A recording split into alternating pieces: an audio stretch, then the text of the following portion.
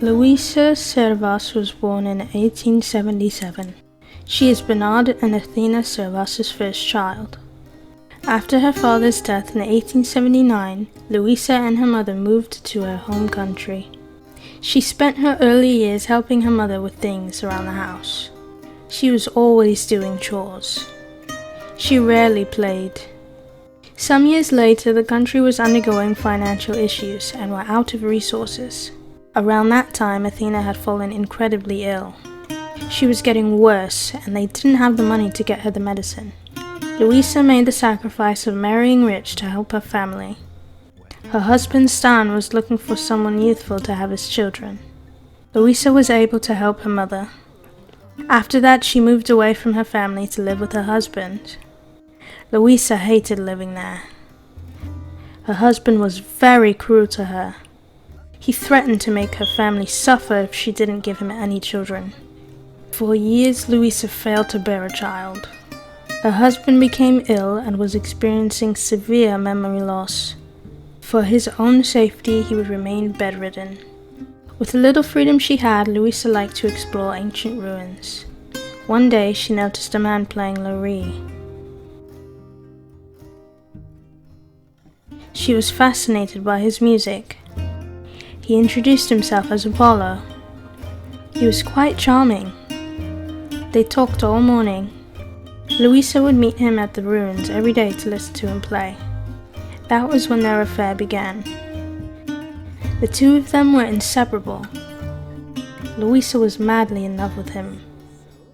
But as long as her husband was alive, they couldn't be seen together. In 1895, she found out she was pregnant. She was very excited to be expecting. Apollo was also thrilled. She later gave birth to twins, Phoebe and Panagiotis. Louisa mostly raised them on her own. She would bring them to see Apollo every once in a while. But as they grew older, it was harder to sneak them out, so they wouldn't see their father as much. In 1903, Louisa's husband had passed away. He didn't write a will, so they wouldn't inherit anything. With their newfound freedom, Louisa took the children to see Apollo. This time, they wouldn't have to be discreet. Louisa and her children moved back into her family home. She was happy to find her mother in good health. Her brother had been helping with her illness while she was away. He lived elsewhere and would occasionally check in on her. Louisa introduced her to her grandchildren. They got along very well. The twins would help her with cooking and do other chores around the house. They loved their grandmother. Every now and then Apollo would pay them a visit. Louisa didn't understand why he couldn't just stay with them. The kids needed their father, and she wanted a loving husband. Apollo explained that he couldn't settle because he had other things going on. But he still wanted to be involved in their lives. Louisa didn't like that he couldn't stay, but she was grateful to still have him around. After some time, her mother's illness returned. Without any money, Louisa couldn't get the medicine she needed. She would have to wait for her brother to visit to receive any medicine. While waiting, Louisa gave her natural remedies. But her illness was becoming worse by the day. She died in 1907. Her death was very hard on the family. Louisa didn't even want to stay in that house anymore. Then things got worse. While tending to the chickens, Phoebe was bitten.